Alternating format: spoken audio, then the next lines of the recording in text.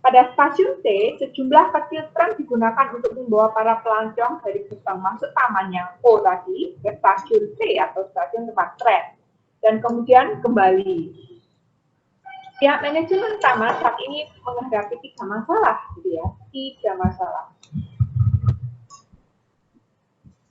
Ya, 3 masalah, menghadapi 3 masalah. Masalah pertama apa? Menentukan rute dari gerbang ke stasiun T dengan total jarak terkecil untuk pengoperasian tram, jadi jarak terkecil. Masalah kedua adalah jaringan telepon yang harus ditanam di dalam tanah untuk menciptakan komunikasi telepon di antara semua stasiun. Termasuk juga gerbang masuk tadi. Oleh karena pemasangan jaringan telepon mahal dan dapat mengganggu lingkungan alam, maka kabel akan ditanam secukupnya untuk menghubungkan setiap pasang stasiun gitu. Pertanyaannya adalah di mana kabel harus dipasang untuk mencapai tujuan tersebut dengan meminimalkan jumlah mil kabel yang harus dipasang. Jadi pertanyaannya, di mana harus dipasang dengan jumlah panjang kabel yang minimal, tetapi mencakup semua stasiun pasang telepon. Itu ya. Jadi tadi yang pertama adalah tram, jarak terkecil tram. Kemudian yang kedua tentang masalah pemasangan kabel telepon dalam hal ini. Dan ketiga adalah pada musim liburan, banyak orang ingin naik tram dari gerbang masuk taman ke stasiun hingga melebihi kapasitas. Jadi itu masalah di waktu liburan. Karena banyak yang ingin naik tram dan kapasitasnya berlebihan. Untuk menghindari gangguan terhadap ekologi dan satwa pada daerah tersebut, jumlah perjalanan tram pada setiap jalan perharinya dibatasi dengan ketat. Batasan ini berbeda pada masing-masing jalan. Oke ya. Oleh karena itu, selama musim libur, beberapa rute akan beroperasi tanpa mempertimbangkan masalah jarak untuk meningkatkan jumlah perjalanan tram yang dapat dilaksanakan perharinya. Oke ya, saya ulang. Oleh karena itu, selama musim libur, beberapa rute akan beroperasi tanpa mempertimbangkan masalah jarak untuk meningkatkan jumlah perjalanan tram yang dapat dilaksanakan perharinya. Pertanyaan di atas berhubungan dengan bagaimana membuat beberapa rute dan akan memaksimalkan jumlah perjalanan yang dapat dilakukan perharinya tanpa melanggar batasan setiap jalan. Dalam sistem jalan itu berlaku ya. Oke.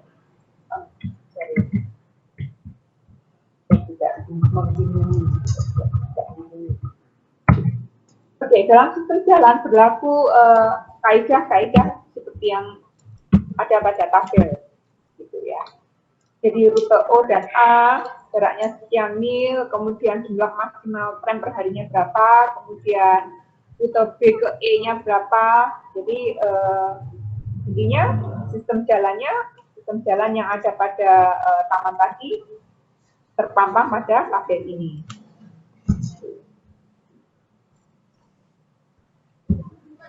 Oke ya. Jadi ini gambarnya. Gambarnya ini. Jadi ini jalan ya. Ini jalan. Jalannya pada node-node yang ada di taman. Itu. Kemudian masalah pertama yang tadi yaitu lintasan asal ke tujuan yang memberikan total jarak minimum. Yang ini tadi ya, yang apa namanya? Di slide ke ini. Ya, jarak pertama total minimum, jarak total minimum pengoperasian tram.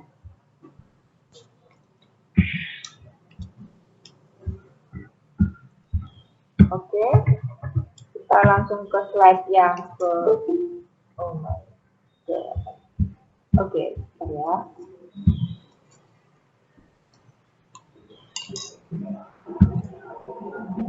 Oke,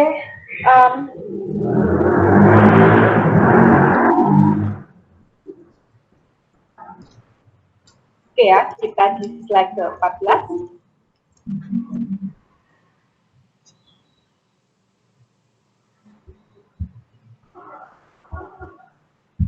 Ya, kita kembali ke slide kita di slide 14 ya teman-teman. Jadi yang pertama adalah yang rute terpendek di Taman Flora tadi, ya kan? Yaitu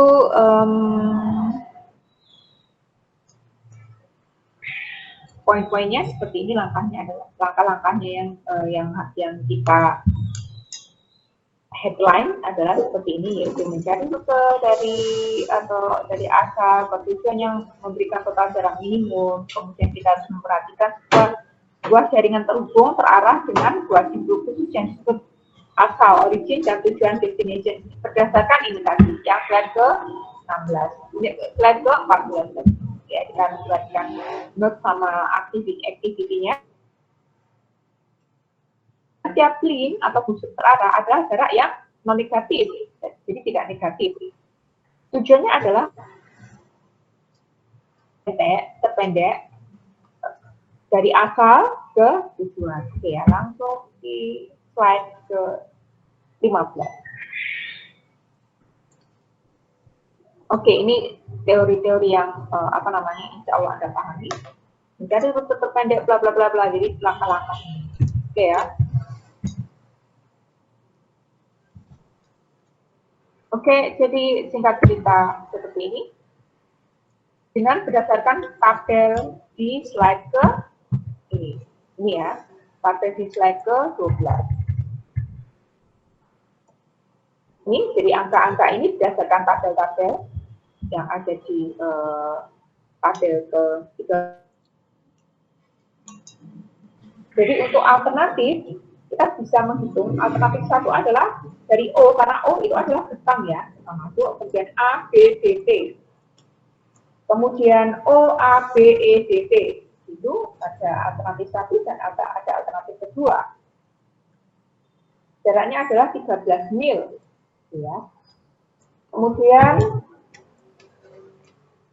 alternatif yang ke-1 ya. Ini itu.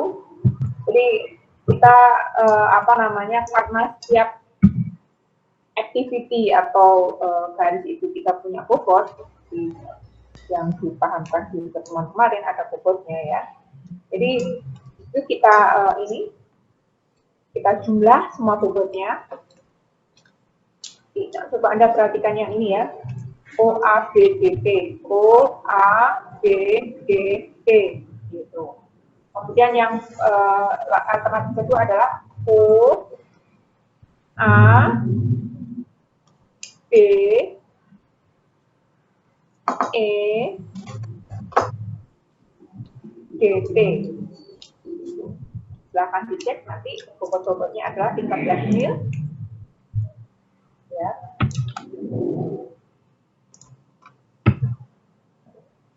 Jadi apa maksudnya? Jadi menentukan busur-busur menentukan busur-busur yang menghubungkan rute yang ada pada jaringan sehingga diperoleh panjang busur total minimum.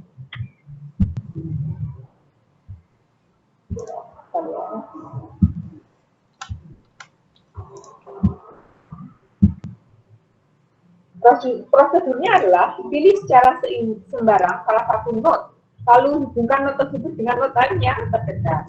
Tentukan node lain yang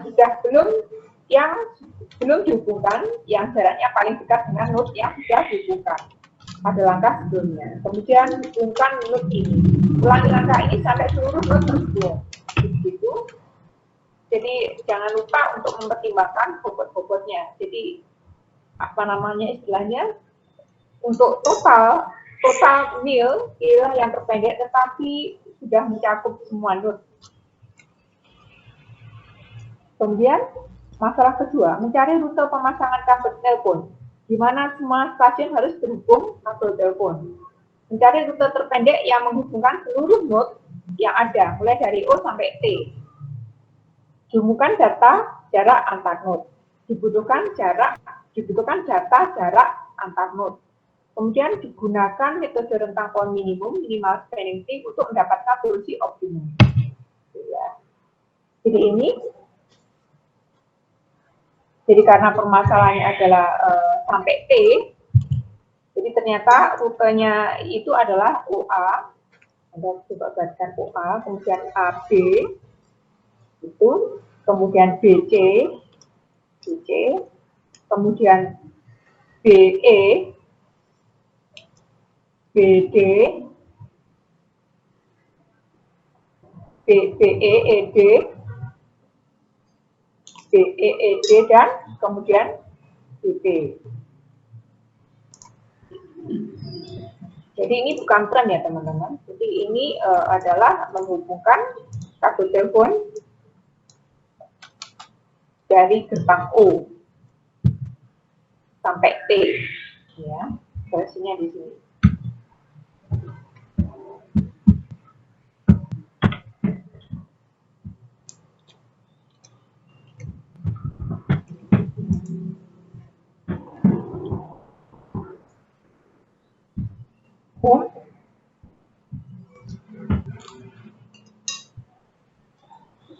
Dan ketika dihitung adalah 14 mil. Ini untuk yang ini OA, AB, BJ, BE, BD, BD. Ya. Tujuannya adalah cara maksimal flow. Memaksimalkan total jumlah aliran dari sumber ke tujuan. Jumlah ini diukur dari salah satu cara yang ekivalen, yaitu jumlah yang meninggalkan sumber atau jumlah yang memasuki tujuan. Meninggalkan sumber atau memasuki tujuan. Perlu mengetahui kapasitas aliran pada masing-masing busur. Semua aliran melalui jaringan terhubung dan terarah berawal dari satu sumber dan berakhir pada sumber yang lain disebut tujuan. Jadi intinya, jadi untuk memahaminya itu ini sama aja ya. Jadi node meninggalkan node dan istilahnya ini jumlah yang meninggalkan sumber atau jumlah yang memasuki tujuan.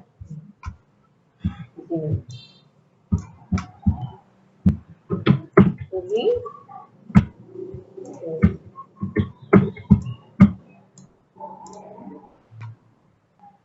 semua aliran melalui jaringan terhubung dan terarah berawal dari satu simpul disebut sumber dan berakhir pada sumber yang disebut tujuan. Simpul lainnya adalah simpul pengiriman. Kemudian aliran melalui sebuah busur hanya diizinkan pada arah yang ditujukan oleh mata panah dengan jumlah maksimum aliran diberikan oleh kapasitas busur tersebut. Pada sumber, semua busur mengarah menjauh dari simpul. Jadi pada sumber, semua busur mengarah menjauhi dari simpul. Ya, karena memang sumber ya. Jadi menjauhi node tadi. Ya, jadi masih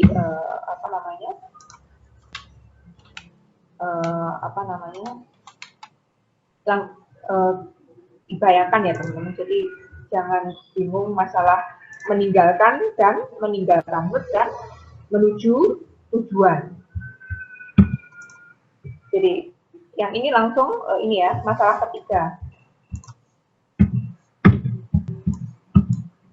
Masalah yang dihadapi selama musim ramai tadi ya, yang semuanya ingin naik tren tadi ya, menentukan rute berbagai perjalanan tren dari gerbang masuk taman stasiun O ke keajaiban alam atau ke stasiun T, ya, jadi stasiun T, yang memaksimalkan jumlah perjalanan per hari.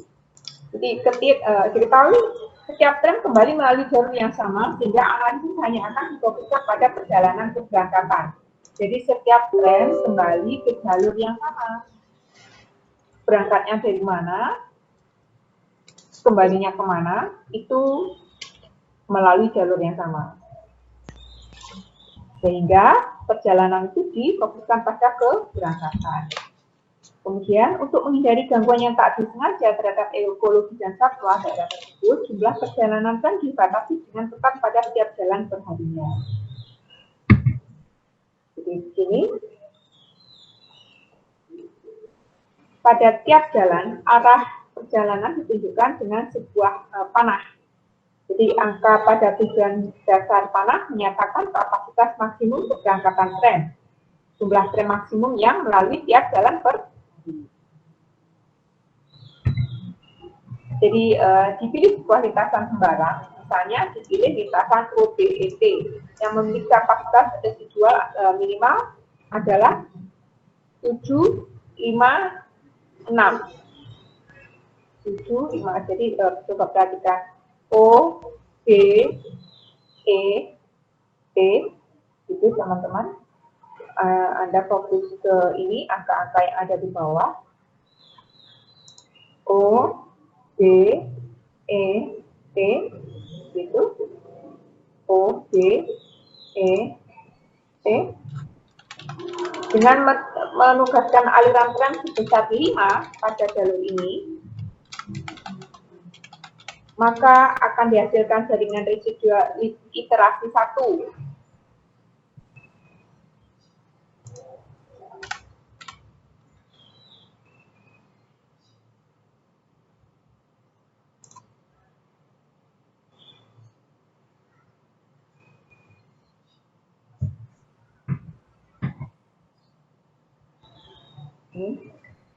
Lintasan OBET yang 5 tram ya. Jika memungkinkan pilih lagi sebuah lintasan sembarang. Misalkan pilih lintasan OADT. OADT. Jadi Anda fokus ke pemberangkatannya itu adalah O, kemudian tujuannya T, gitu ya. Jadi kalau yang tadi itu OBEDT, sekarang kita OAB, OBET.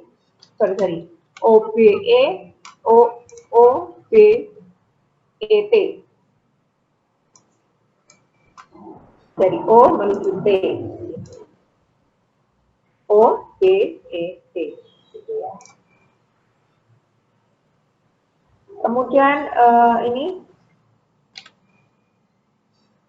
kita iterasi lagi lintasan OADT yang memiliki kapasitas residual 5393. Jadi coba perhatikan OADT,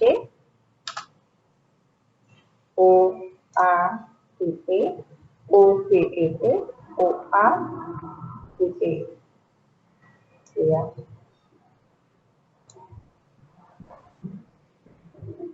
Dengan menugaskan aliran tram sebesar 3 pada jalur ini, maka akan dihasilkan jaringan residual iterasi ke-2. Gitu ya. Jadi ini ya. Terima kasih, mohon maaf atas banyak kurang saya selama ini, selama kita belajar bersama dari pertemuan kedua sampai pertemuan ke-15 ini.